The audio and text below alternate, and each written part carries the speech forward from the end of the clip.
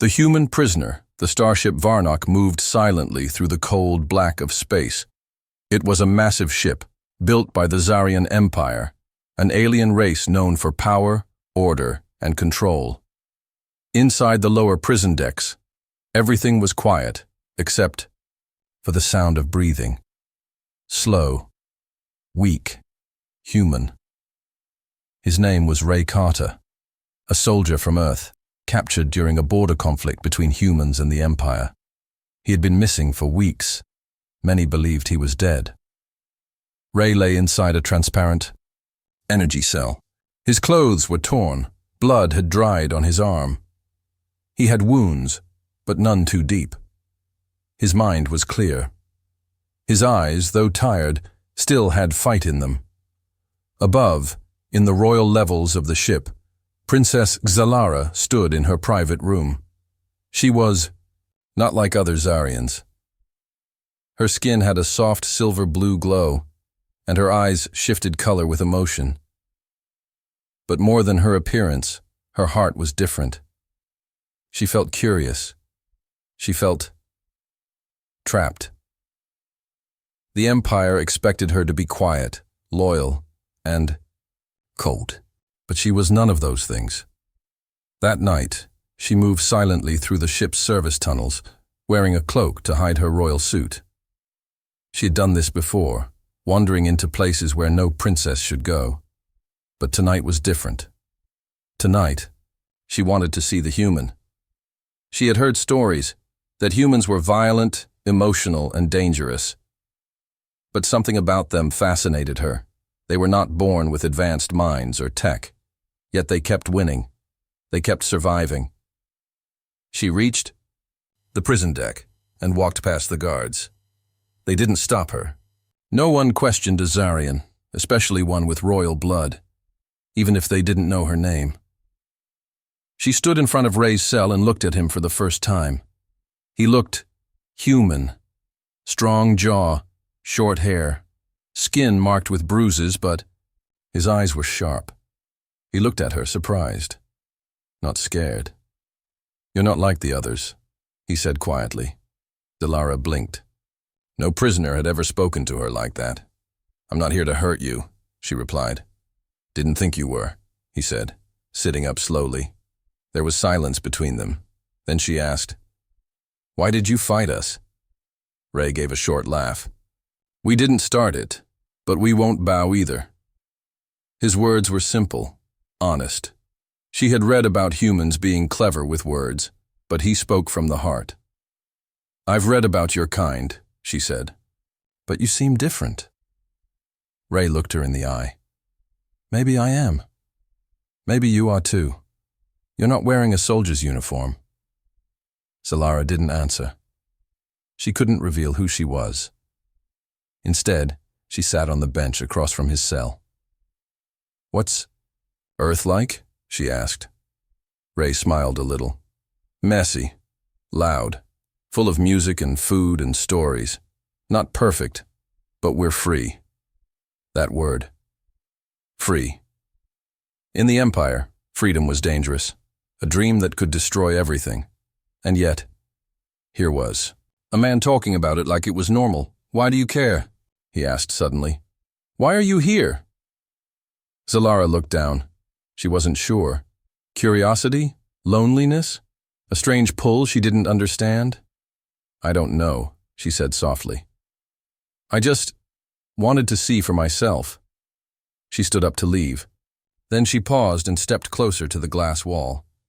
Her fingers touched the surface.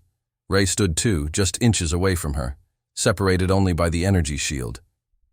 His hand lifted slowly and rested against hers, through the wall. In that moment, something unspoken passed between them. Not words, not fear, something deeper. Suddenly, an alarm beeped, warning. Mental link detected. Risk of influence. Xalara pulled her hand back. The wall glowed for a second. Her heart raced. She turned and walked away quickly, not looking back.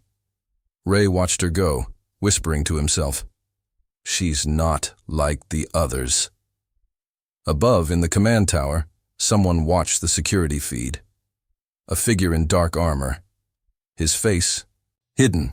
He tapped the screen where the princess and human had touched. "This will not be allowed," he said. Royal secrets and human sparks. The next morning, Princess Zalara stood before the mirror in her chamber, but her reflection felt like a stranger. She was no longer the same royal daughter who obeyed orders, smiled at banquets, and repeated what her tutors taught her about honor, control, and war. Something had changed deep inside her. Something dangerous. The human. He was still in her mind, his voice, his eyes, the way he spoke without fear. Ray Carter had touched something within her she didn't know existed. Curiosity had turned into interest. Interest had turned into something more. She couldn't stop thinking about the warning from the cell. Mental link detected. Risk of influence. But what if the danger wasn't Ray? What if it was herself? That night she returned to the prison level, this time wearing a guard's cloak. Her heart pounded as she moved through the silent halls. If anyone recognized her, she would be arrested, or worse, exposed to her father. The cell lights flickered, softly as she entered. Ray stood up the moment he saw her. "You came back," he said. "You're not easy to forget," she replied, trying not to smile. Ray stepped closer. "I thought maybe you were a dream." "I thought the same about you," she said. This time, she deactivated the shield, not enough to let him out, just enough to remove the energy barrier between them. It was a risk, a crime. But she wanted to see him, not through a wall. She handed him a small packet, a med patch, and food cube, stolen from the officer's level. "What's this?" Ray asked. "You need strength. You'll need it soon." "For what?" She didn't answer. Instead, she sat on the floor outside his cell. "Tell me more about Earth," she said. So he did. He told her about oceans, the wind through trees, cities full of lights and voices.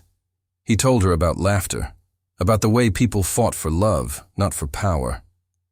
About how humans broke things, but always rebuilt. Zalara listened like a child hearing stories for the first time. This wasn't what her education had taught her. Humans were supposed to be wild, weak, and unworthy. But Ray was none of those things. "You fight for meaning," she whispered. Ray looked at her. "And what do you fight for?" She didn't have an answer. Elsewhere, deep in the ship's data core, something stirred. A second warning had been triggered. The prison logs showed unauthorized access, identity scrambled. But there was only one being on board with high-level access, and an unusual neural pattern. Princess Zalara. The Empire's internal AI sent a silent report to the High Emperor. It flagged her as a Category 2 security concern, and in the shadows of the starship, someone began to follow her. A week passed. Zalara continued visiting Ray. Always after midnight, always hidden. Their conversations grew longer, deeper. She shared secrets with him, about her loneliness, the Empire's cruelty, how her father kept her locked inside a golden cage. She spoke about her dreams, of seeing other worlds, of living without fear. Ray listened. And one night, he touched her hand. No glass, no warning alarm. Just skin against skin. "Why are you helping me?" he asked. She paused. "Because I think I've been a prisoner longer than you." They sat together in silence. That was the moment it became more than curiosity. It became dangerous. One night, after visiting Ray, Zalara slipped back into her chambers quietly. But when the lights came on, her older brother, Commander Varrock, was sitting in her chair, waiting. "Your visits are noticed," he said calmly. Zalara froze. "You followed me?" "I traced your path. You've broken 3 laws. You've made contact with a human prisoner, and you've lied to the Empire." She tried to speak, but he raised a hand. "You don't understand what this means," he said.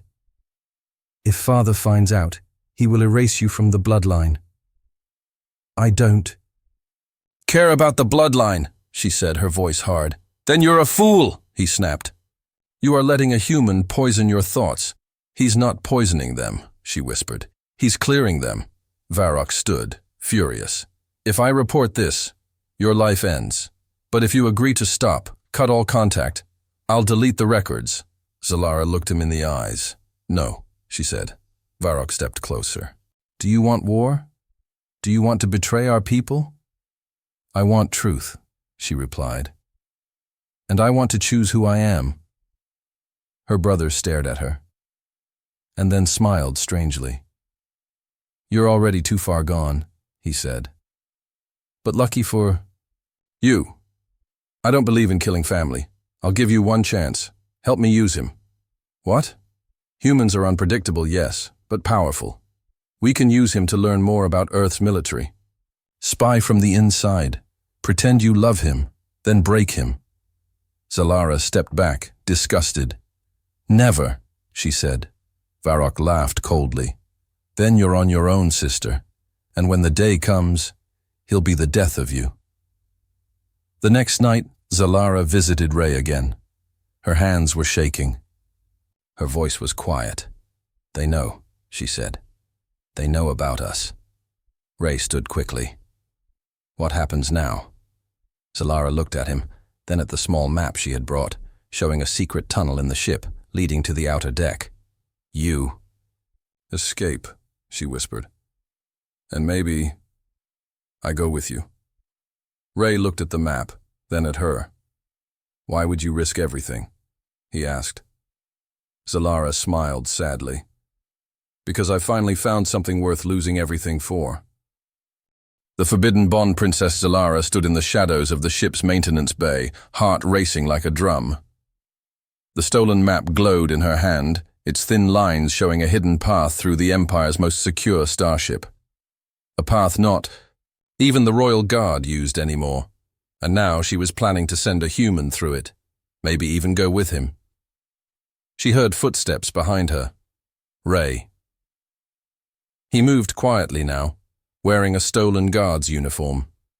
His wounds had healed thanks to the medical patch she gave him, but the fire in his eyes had not dimmed. "You sure about this?" he asked, his voice low. "No," she said honestly, "but I know staying here is death, for both of us." Ray glanced at the glowing walls, at the soundless machines, at the steel silence of the Empire around them. "I always thought aliens would be cold and heartless," he said. "But then I met you." Zalara looked up at him. "And I thought humans were monsters. My book said so. My teachers said so. My father said so." She took a deep breath. "They were wrong." He smiled, but there was sadness in it. "They'll come for us." "I know." "Your brother?" "He gave me a warning. But he won't stay quiet for long." Ray nodded. "Then we run." As they crept through the secret path, the ship above, them remained quiet, but not blind. Hidden sensors, long forgotten by engineers, blinked to life. Silent alarms triggered. In the royal chamber, Emperor Zorath stood before a black screen, watching two figures move across the ship map. One was marked human, the other royal blood. He didn't speak. He didn't blink. He simply turned to his elite commander and whispered, "Bring her back, alive. The human, dead." Back in the tunnels, Zalara and Ray reached the outer docking bay. One last door stood between them and a small unguarded starcraft. A chance to escape. A new life. Zalara typed the code. It didn't work. "What's wrong?" Ray asked. She tried again. The panel flashed red. "Locked from the main system," she said. "Someone's blocking us." Ray looked around. The hallway was too quiet now. "Trap?" he asked. Before she could answer, the lights flickered, and then voices echoed behind them. Footsteps, metal boots, dozens. Ray grabbed her hand. We fight? No, she said. We survive. She pulled him into a side corridor just as blaster shots hit the walls behind them. They ran, together, one royal, one prisoner. They ducked into a dark chamber, old, cold, forgotten. The door, sealed behind them. Inside was silence and shadows. Ray leaned against the wall, breathing hard. You okay? Zalara asked. I've had worse days, he said with a smile. She stepped closer. You could have left me. I don't leave people behind. She studied his face. Bruised but brave. Tired but still standing. And she knew, in that moment, what she truly felt. It wasn't curiosity. It wasn't sympathy. It was love, alien and human. Princess and soldier, forbidden. She reached up and touched his face. He didn't pull back. I don't care what the Empire says, she whispered. Neither do I, he replied. And for the first time since the war began, they kissed. Not in celebration, but in defiance. Above, in the command center, Emperor Zorath watched the kiss on a hidden camera. He didn't rage. He didn't shout. He simply said, Prepare the mind cage. A moment later, the dark room where Zalara and Ray hid suddenly shifted. Gas hissed from vents. Ray grabbed Zalara. They found us. They tried to run, but it was too late. Everything went black. Ray woke up in chains. The room was dark, silent. Not the prison cell. Somewhere deeper. He looked around. No sign of Zalara. Then a voice echoed. You have infected my daughter, the voice said. Ray looked up. Emperor Zorath stood behind a glass wall dressed in royal armor. Cold. Immovable. She chose me. Ray said. No, Zorath replied. She was manipulated. Human tricks, emotional lies. Your kind survives through chaos. We survive through control.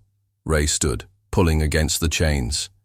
You control her so much, she had to lie to you just to feel alive. The Emperor's eyes narrowed. You are brave, he said, but your bravery ends here. The lights dimmed. A machine powered on behind Ray. It was the mind cage. Ray had heard rumors about it. A torture device used to extract memories, twist thoughts, and erase the will of even the strongest minds. I will break you, Zorath said, and when you are nothing but a shell, I will show her what you really are. Elsewhere, in a different chamber, Zalara woke up. She was not in chains, but she was trapped. Her brother stood outside her chamber, arms crossed. You've shamed us all, he said. She stood slowly. Where is he? You mean the human? Being processed. You'll forget him soon. No, she said. I won't. Varrock opened the door. Then watch. He led her to a viewing room. A glass wall showed Ray strapped to a chair, machines around him. The mind cage had begun. She screamed. Stop it! No, the Emperor said, now entering the room. You are no longer a princess, he told her. You are a prisoner of your own choice. Zalara ran to the glass. Ray turned his head, barely conscious, but he saw her. She pressed her hand to the glass, just like that first night. He smiled, weakly, and whispered, Still not afraid. The Emperor stepped forward. This is the end of your little story. Zalara turned slowly. No, she said. It's the beginning. Escape Plan Alpha. The screams echoed in the mind cage room, but they weren't from Ray. They were silent. Pain. Here didn't need sound. The machine worked through thought, memory, identity. It didn't break bones. It shattered the soul. Ray's fists clenched as the machine injected pulses into his brain. His vision blurred. He saw images from his life. Earth's blue skies, his mother's laugh, the sand of the training fields. His squad's final stand, then Zalara's face. The system tried to twist it. Rewire it, but it couldn't.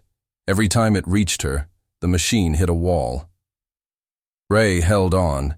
He thought of her touch, her voice, her eyes, silver and full of rebellion. Still, not afraid, he whispered again. Solara slammed her fist against the glass in the viewing room. You'll kill him. Emperor Zorath remained cold. He's human. He was born to be broken. Varrock stood nearby, silent, but watching closely. Let me talk to him, she begged. He'll give answers. Just stop the machine. No, Zorath said. You've lost all rights to speak. But then something unexpected happened. A screen on the wall blinked. Red text appeared. Security breach. Deck 12. Zorath frowned. What? Another alert. Then another. Systems flickered. Lights dimmed for 2 seconds. Someone's inside the mainframe, Varrock said. Impossible. No one has that level of access, Zorath said, moving toward the console. Unless... The lights went out, total darkness. Then, emergency. Red lights flickered on. Boom! A small explosion rocked the hallway outside. Smoke rushed through the cracks. Guards yelled, confused. The mind cage shut down automatically. Safety protocol. Ray's head slumped, but his breathing returned to normal. He was alive. Zorath spun toward the door. What is this? A voice echoed from the speaker system. Hello, Zorath. Miss me? It was old, rough, full of electricity. Solara's eyes widened. No, it can't be. Zorath's face twisted in fury. Dr. Tiran. 10 years ago, Dr. Varro Tiran had been the Empire's top scientist, the architect of the mind cage and the first to study human resistance. But he disappeared after accusing the Empire of lies and cruelty. Zorath called him a traitor, said he died in exile. But now, he was back. Ray woke in a medical bay, half-conscious. He felt cold metal beneath him. Something beeped nearby. Oxygen. Heat, healing fluids. A face leaned over him, old, wrinkled, with a metal eye. Wake up, soldier, Dr. Tiran said. We've got a planet to crash. Ray blinked. What? Who? I'm your savior, and hers. He pointed across the room. Solara was there, panting, hands still shaking. I got her out too, Tiran said. Couldn't let love die. Today.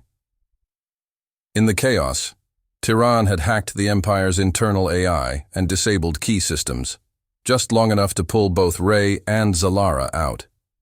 He used old tunnels no one remembered, and now they were in a hidden dock bay, deep inside the ship. Guards. Would find them in minutes. You can walk? Solara asked Ray. He stood, slowly. Yeah, thanks to you. Tiran handed him a stolen pulse rifle. Time to return the favor. They ran together, Ray, Zalara, and the old scientist, toward a hidden escape pod built decades ago during the HFY Empire's early wars. Small, fast, undetectable. It was their only way out. But before they could launch, Varrock stepped into the room, alone. He pointed his blaster at Ray. Step away from her. Ray didn't move. I don't want to fight, he said. I do, Varrock replied. Solara stepped in front of Ray. You'll have to shoot through me, Varrock's hands shook.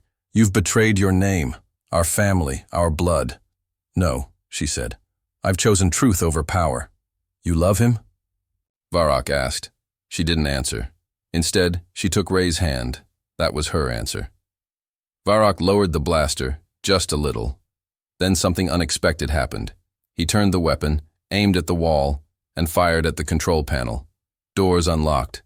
Solara blinked. You're letting us go? Varrock nodded slowly. I can't stop, Father. But maybe you can. Why help us? Ray asked. Varrock looked at him. Because I saw you survive the mind cage. No one has ever done that. Not even our best. Warriors. And because she believes in you. He stepped back. You have one chance. Take it. Ray and Zalara climbed into the pod with Tiran. The engines powered up. As the door sealed, Zalara looked at her brother one last time. "Thank you." Varrock didn't answer, just disappeared into the smoke. The pod launched, shooting away from the Empire's capital ship like a bullet of light. Inside, silence. Zalara leaned against Ray. He was still weak, still hurting, but alive. "We made it," she whispered. "Not yet," Tiran said. "We're heading to a rebel moon. They won't welcome us unless we prove your loyalty." "Then we prove it," Ray said. "Together," Zalara added. Tiran looked at them and shook his head. "Human and princess. That's either the beginning of a war or the end of an empire." Rebels in the stars. The stars outside the escape pod seemed different now, colder, wilder. Ray Carter sat near the back of the pod, still bruised, his breath shallow, his thoughts heavy. The mind cage had left marks deeper than skin. But he was alive and free for now. Princess Zalara sat beside him, quiet, watching the stars. Dr. Tiran was at the controls, guiding the pod toward a hidden moon at the edge of Imperial space. The place was called Drosai III, a dead world, forgotten by maps, once burned in a war the Empire tried to erase. Now it was home to rebels, and they didn't trust easily. As the pod broke into Drosai III's thin atmosphere, lightning flashed across the blackened sky. Cracked mountains rose from lifeless ground. No green, no rivers, only ash and stone. Ray looked out the window. "Cheerful place," Zalara replied. "Perfect for hiding from empires." The pod landed on a flat, rocky plain. Before the door could open, they were surrounded. Dozens of masked figures in dark armor stepped out of the shadows, weapons drawn. One aimed at Ray's head. Dr. Tiran raised his hands. "Easy, friends. I brought gifts." "Gifts?" a voice said from the front. A tall alien stepped forward, his skin like cracked stone, glowing orange lines running across his arms. "Humans are no gifts," he said. "They bring fire, then cry when they burn." "And Royal Zarians?" another voice added. "A princess? That's not a gift. That's poison." Zalara stepped forward. "I didn't come as a princess. I came as a traitor," the crowd murmured. Ray stood beside her. "She helped me escape the Empire, risked her life, stood against her own blood." Still, the rebels raised their weapons. Dr. Tiran sighed. "Let us speak to your commander, or shoot us now and lose your best chance to bring down the Empire." The stony alien tilted his head. Then slowly, he lowered his weapon. "Take them to the deep chamber, but watch them." The rebels led them through an underground base carved into the heart of a collapsed mountain. Rusted walls, old tech, holograms flickering with age. Ray noticed beings from different alien races, not just Zarian defectors but others too, long-forgotten species wiped out or enslaved by the Empire. Some with scars, some with cybernetic limbs, all of them watching him with cold, careful eyes. Finally, they reached a large war room lit by a round table. A woman stood at its center, human, older, sharp eyes, gray hair tied back. "Military coat, Earth symbols. General Marla Easton," she said. "United Earth Resistance. I didn't expect to see another human ever again." Ray stepped forward. "Sergeant Ray Carter, 7th Recon, Earth Border Unit. Captured 4 months. Ago." Marla raised an eyebrow. "And now walking in here with a Zarian princess and a dead scientist." "I got bored in prison," Ray said. She smirked. "Typical." Then she turned to Zalara. "You are a problem." Zalara didn't flinch. "I left the Empire. I won't return." "Why?" "Because it lies. Because I believed those lies.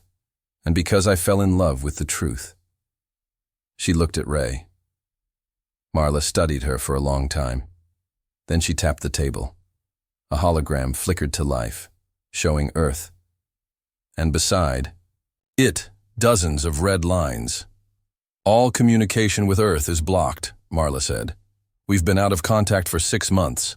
The Empire plans to strike our homeworld soon. Total invasion. Ray's fists clenched. Why wait? He asked. Why not attack already? Dr. Tyran answered this time. Because they need to finish the last piece of the mind weapon, the thing they tested on you. Ray turned pale. Tyran continued. They're building a massive ship, 20 times larger than Varnock. They call it the Thought Engine. It doesn't destroy planets, it rewrites them. What do you mean? Zalara asked. Tyran's voice grew dark. Mind control waves, not just for prisoners, for whole cities, whole populations. The next. War won't be won with guns. It'll be won with thoughts. Ray whispered. They'll turn Earth into a puppet world. Unless we stop them first, Marla said. In the days that followed, Ray and Zalara trained with the rebels. Ray's body healed faster than expected. His resistance to the mind cage had created a kind of mental armor. Zalara studied rebel tech. She learned how the Empire's command links could be jammed. She taught the rebels secret Zarian codes, battle patterns, and weak points in the flagship. Slowly, the rebels began to trust her, but not all of them.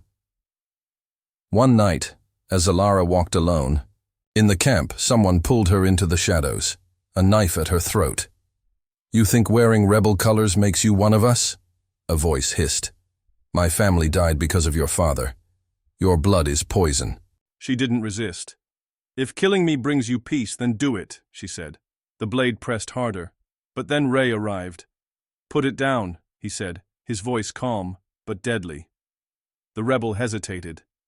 Then vanished into the dark. Ray pulled Zalara close.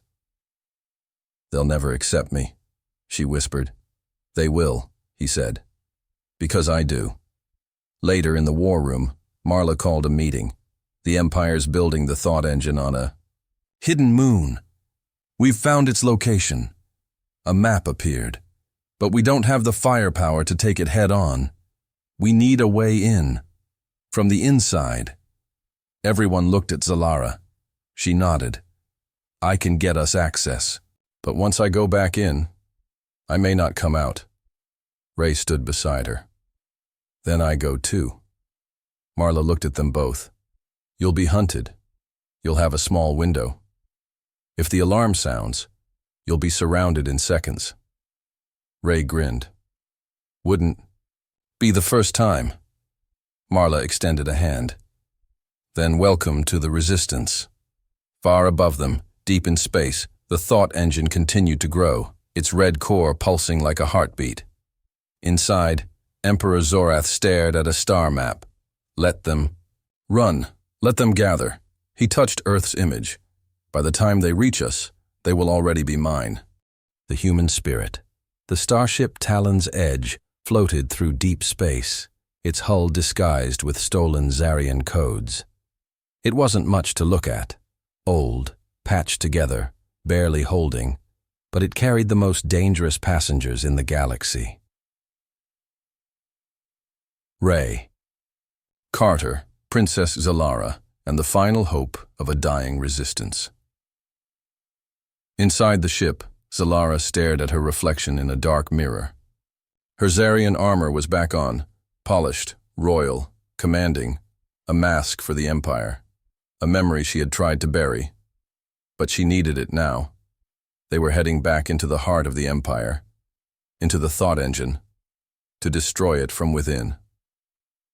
Ray walked in, wearing a stolen officer's uniform. He adjusted the collar awkwardly.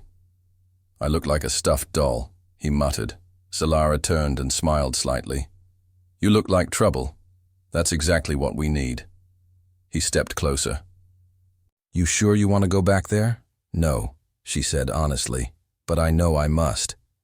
He placed his hand on hers. Whatever happens, we stay together. She nodded. 2 hours later, the ship approached the thought engine, an enormous black structure floating above a dying moon. It didn't look like a warship. It looked like a god's heart, beating slowly, red veins of power running across its surface.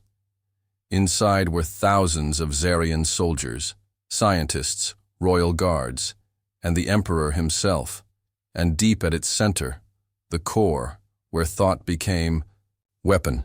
Zalara sent the old imperial codes through the comms. For a moment, silence.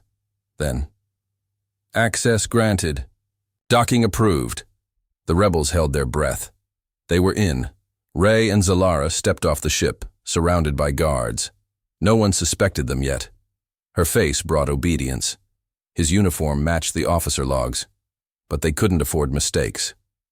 Zalara led them through hallways lined with strange machinery, spires of light, echo chambers, neural bridges humming with psychic energy.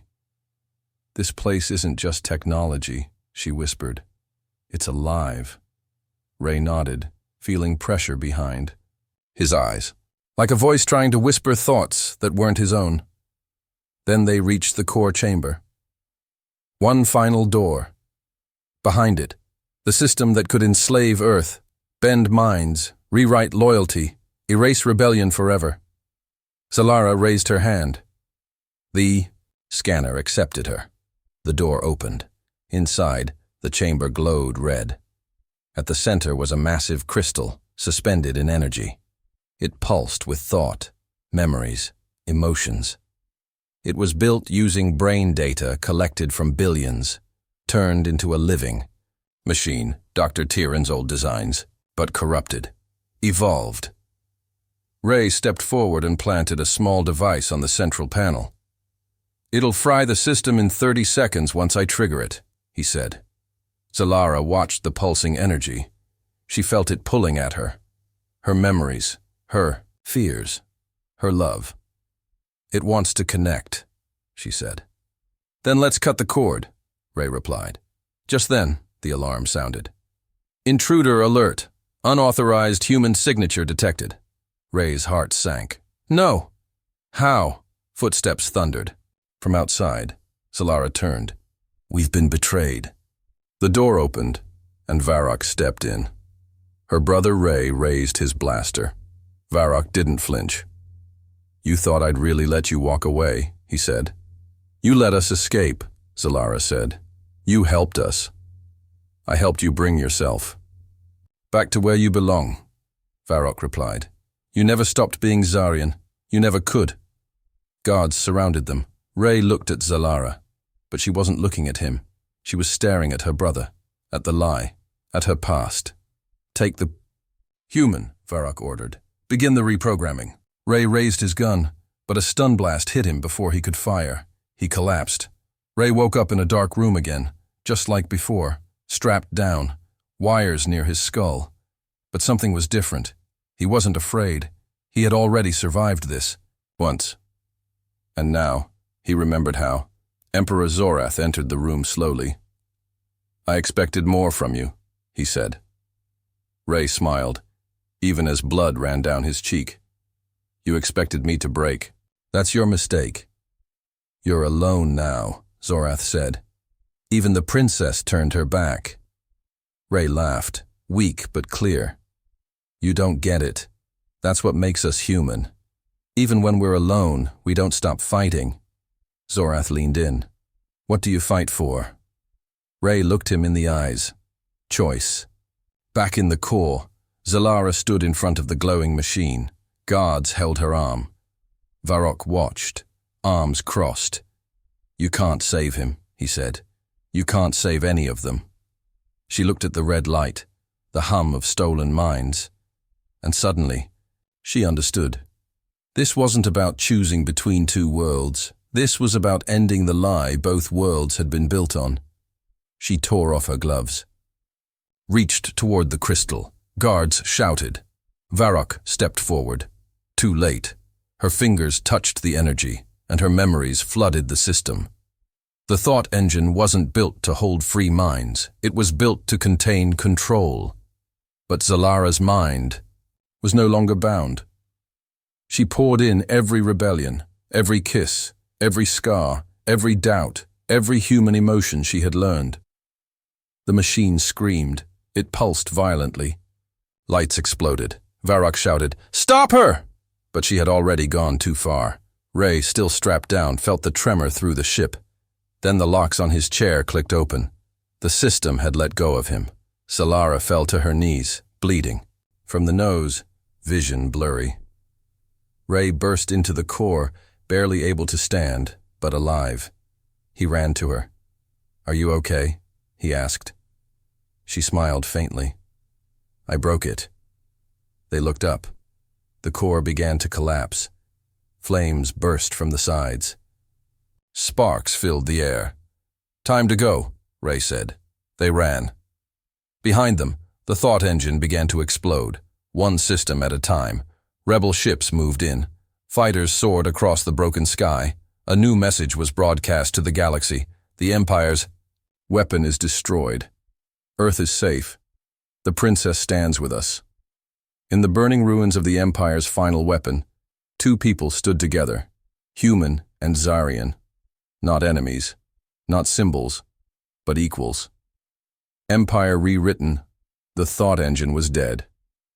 Remains drifted in space like the bones of a forgotten god, glowing with the last sparks of a failed dream, an empire's dream to control all minds, all hearts, and all choices.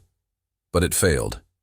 Because one human, Ray Carter, and one alien princess, Zalara, refused to be controlled. Now, everything had changed.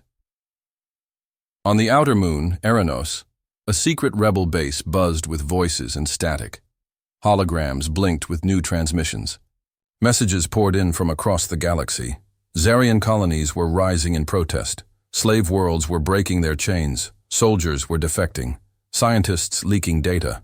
Governors fleeing into exile. The Empire, once untouchable, now bled from the inside.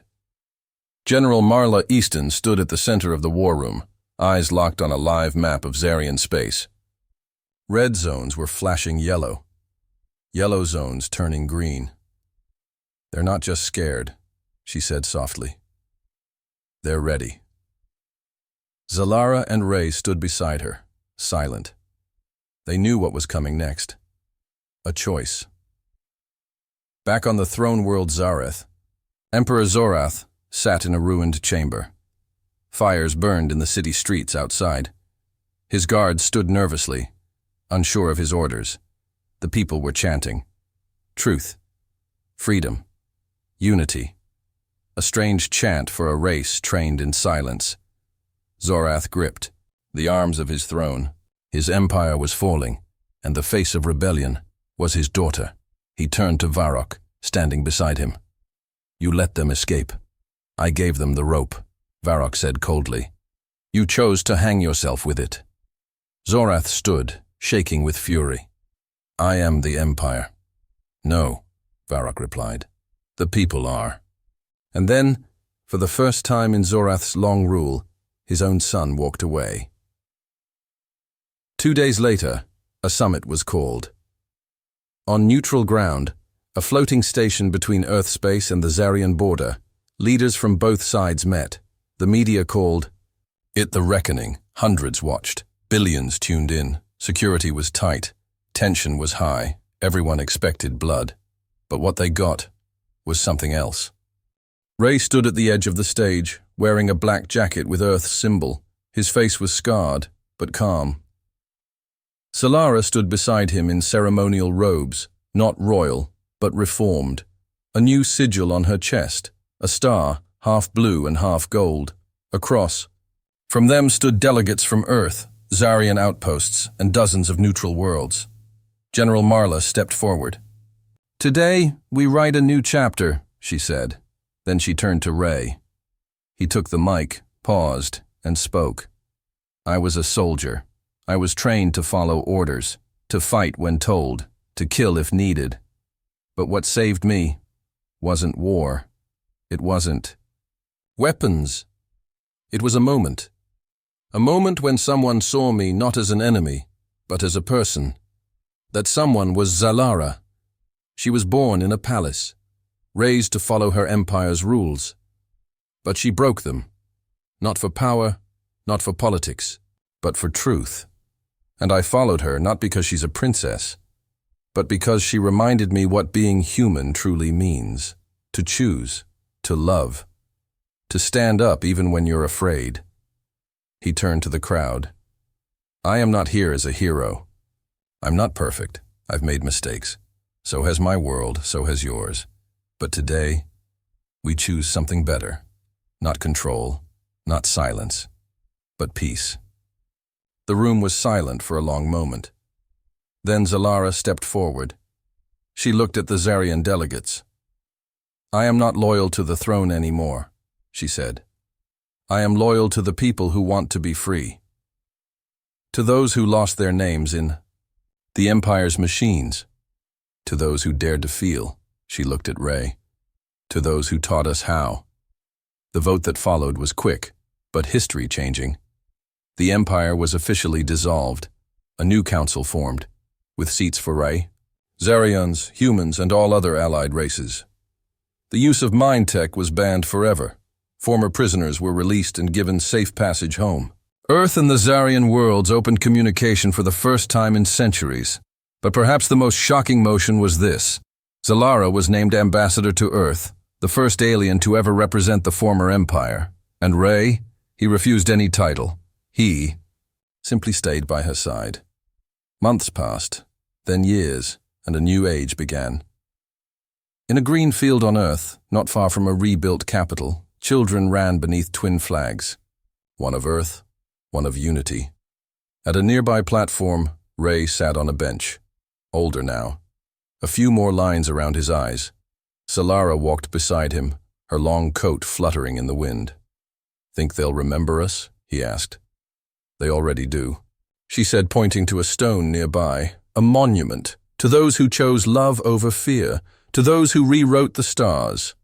That night, far away in space, a new satellite blinked to life. It sent out one repeating message across all frequencies. We are not alone. We never were. We are different, but not divided. We speak many languages, but today we share one truth. The future belongs to those who feel.